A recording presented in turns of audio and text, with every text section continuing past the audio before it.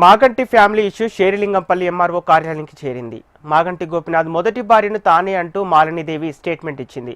గోపినాథ్ మరణానంతరం BRS party ఆయన భార్యకు టికెట్ ఇవ్వడంతో మాలినీదేవి ఆమె కుమారుడు ప్రద్యున్మ తారక్ మీడియా ముందుకొచ్చారు.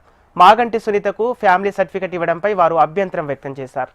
ఇక అభ్యంతరాలపై వివరణ ఇవ్వాలని మాలినీదేవితో పాటు మాగంటి గోపినాథ్ తల్లి మహానంద కుమారికి నోటీసులు పంపించారు.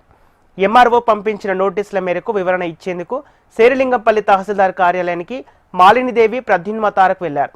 మాగంటి సునీత తరపున ఆమె కుమార్తె దేశీరా, లీగల్ అడ్వైజర్ లలితారెడ్డి హాజరయ్యారు. వారిచ్చిన వివరణ మేరకు ఎంఆర్ఓ నివేదికను తయారు చేయనున్నారు. చనిపోయే వరకు మాగంటి గోపినాథ్ అంటే అందరికీ రెస్పెక్ట్. ఆయన అట్టాగే బతికాడు. మేము ఎప్పుడు బయటకు రాలేదు. నేను ఎడ్యుకేటెడ్, మంచి చెడు అన్ని నేను ఎప్పుడు బయటకు రాలేదు. అతను చచ్చిపోవటం, వాళ్ళు చచ్చిపోవటం కాదు, చావే ఒక మిస్టరీ చేశారు. ఏం జరిగింది చెప్పండి. ఇది అంతా మరి కేటీఆర్ గారి వల్లే జరిగిందని నేను జవాబు ఆయనే చెప్పాలి నాకు. ఎందుకంటే ఒక హాస్పిటల్లో ఉన్నాడు, చచ్చిపోయాడని కొంతమంది అంటున్నారు. చూడనివ్వట్లా. ఇంట్లో ఇక్కడ పిల్లడు అక్కడ ఉండంగానే ఇంకా చనిపోయాడో లేదో తెలియదు, వెంటిలేటర్లో ఉన్నాడు. ఒక్కసారి చూస్తానంటేనే నన్ను కన్న తల్లిని, ఆడికి 63 ఏళ్ళు, నాకు 92 ఏళ్ళు.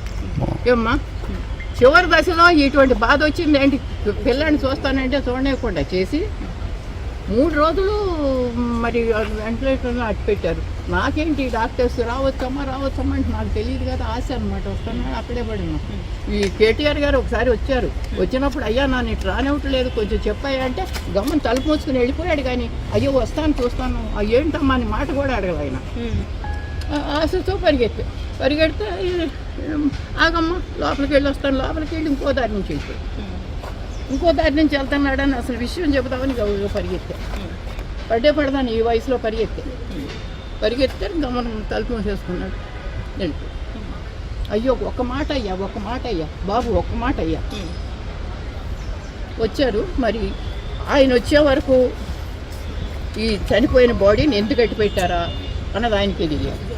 ఆయన వచ్చిన తర్వాత ఎందుకు డిక్లేర్ చేశారా అని ఆయనకి తెలియదు. నాకు తెలియదు కదా. ఈ కేటీఆర్ సమాధానం చెప్పాల్సిన విషయం.